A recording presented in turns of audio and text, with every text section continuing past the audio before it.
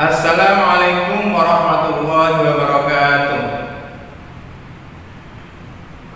Alhamdulillahirabbil alamin. Anak-anak sekalian, mudah-mudahan kita semuanya pada pagi hari ini selalu dalam lindungan Allah Subhanahu wa taala, diberikan kesehatan oleh Allah Subhanahu wa taala sehingga bisa mengikuti pelajaran pada pagi hari ini dengan sehat walafiat.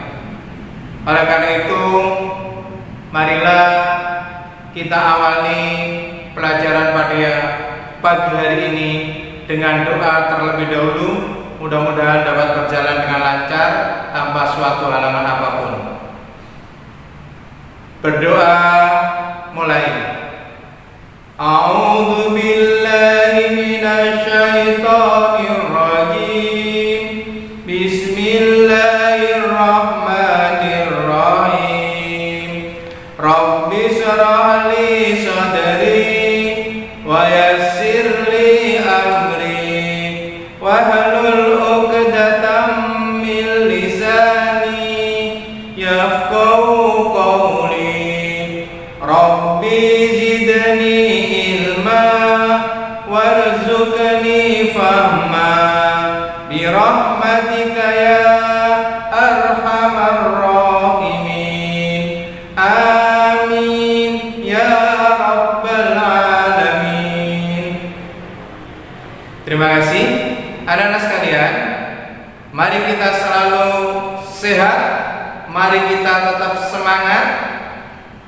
Kita jangan kendur, jadilah anak-anak yang cerdas.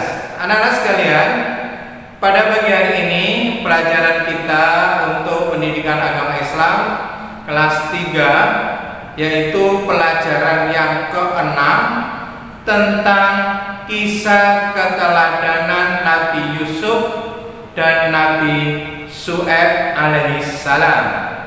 Anak-anak sekalian, tentu anak-anak sudah sering membaca kisah para nabi.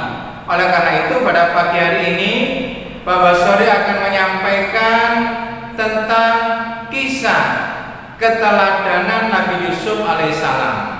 Oleh karena itu yang sudah mengerti kita ikuti dengan baik supaya ingatan kita semakin kuat. Anak-anak sekalian, yang perlu kalian ketahui bahwa Nabi Yusuf adalah putra daripada Nabi Yakub dan ibunya bernama Rahel. Sekali lagi, Nabi Yusuf adalah putra dari Nabi Yakub dan ibunya bernama Rahel. Tetapi ketika Nabi Yusuf berusia 2 tahun, ibunya yang bernama Rahel telah meninggal dunia. Tetapi Nabi Yusuf punya saudara seibu yang bernama Bunyamin. Jadi punya saudara bernama Bunyamin. Di samping itu ada 10 saudaranya yang lain ibu. Nabi Yusuf adalah seorang anak yang baik, tingkah lakunya baik, ucapannya baik, hormat kepada orang tua, sehingga Nabi Yusuf disenangi oleh bapaknya, yaitu Nabi Yakub. Nabi Yakub tentunya lebih senang kepada Nabi Yusuf karena Nabi Yusuf adalah anak yang baik. Di samping dia punya saudara yang namanya Bunyamin, punya 10 saudara yang berbeda ibu. Pada waktu itu Nabi Yusuf bermimpi dan menyampaikan kepada ayahnya Nabi Yakub, "Ayah, saya bermimpi melihat bulan, bintang dan matahari bersujud kepadaku." Oleh Nabi Yusuf dipesan oleh ayahnya Nabi Yakub, "Yusuf, jangan ceritakan kepada saudara-saudaramu karena khawatir nanti akan dibenci oleh saudara-saudaranya." Oleh karena itu, maka Nabi Yusuf tidak bercerita kepada siapapun kecuali kepada ayahnya. Pada suatu saat, Nabi Yusuf diajak oleh saudara-saudaranya pergi bermain.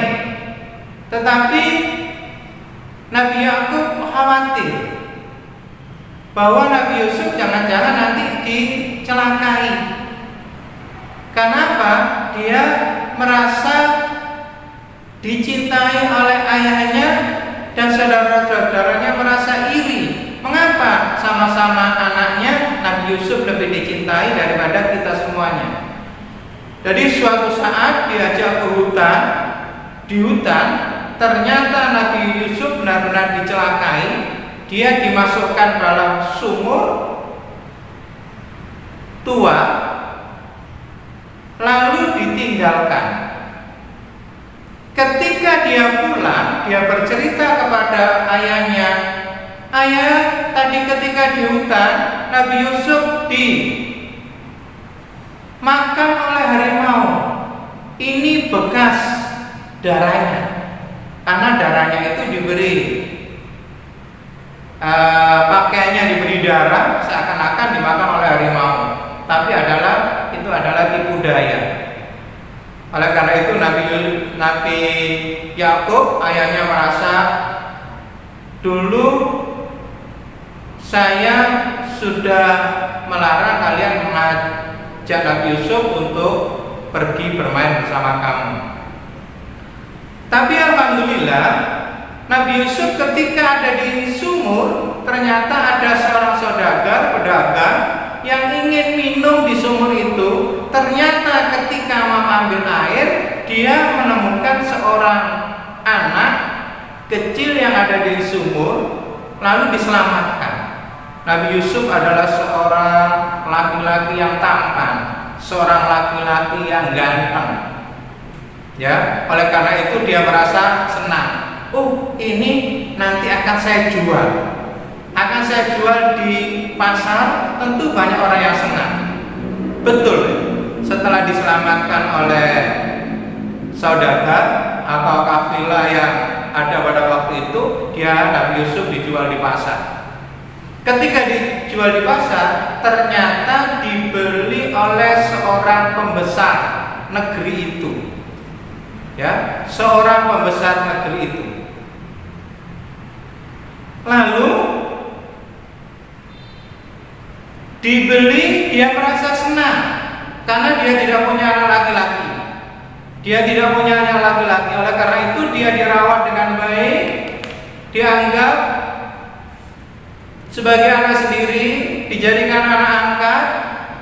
Pada suatu hari, rajanya yang telah memberi Nabi Yusuf itu telah bermimpi, yaitu Raja Kitfir, melihat 7 ekor sapi yang gemuk-gemuk dimakan oleh 7 ekor sapi yang kurus-kurus. Begitu pula ia melihat 7 tangkai gandum yang hijau dan 7 tangkai gandum yang kering. Dalam mimpinya itu, para ahli mimpi didatangkan. Ahli mimpi yang ada di kerajaan itu didatangkan. Semuanya tidak bisa menafsirkan arti mimpi tersebut. Tetapi ada seorang yang bilang, "Oh, itu Yusuf sepertinya bisa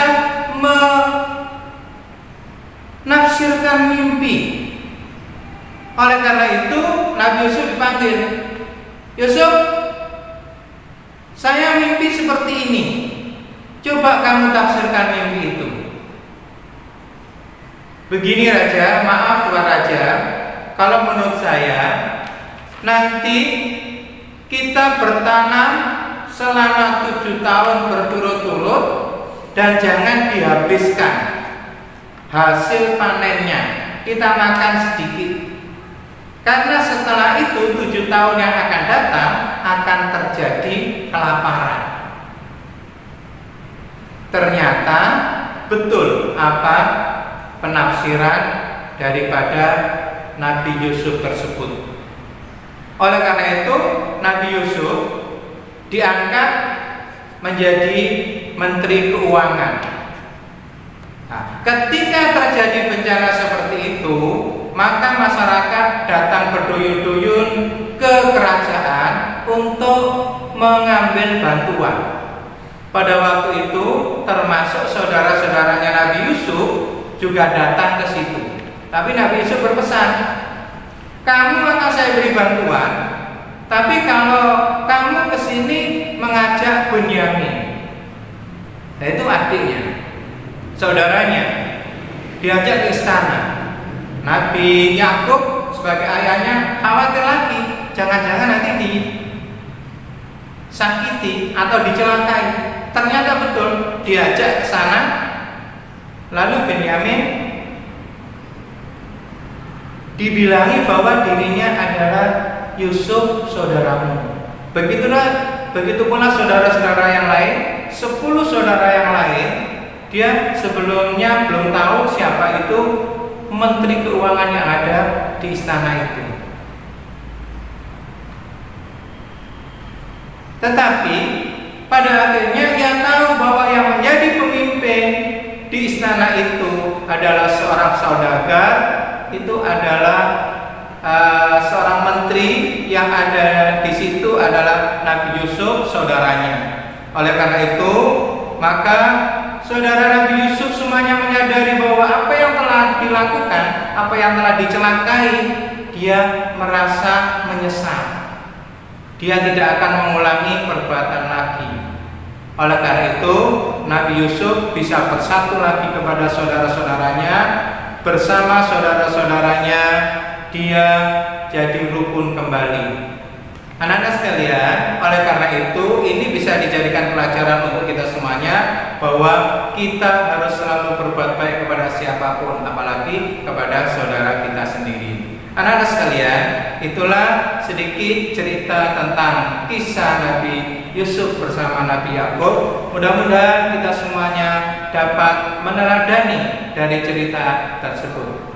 Anak-anak sekalian, demikian mudah-mudahan apa yang kita lakukan pada pagi hari ini bermanfaat untuk kita semuanya.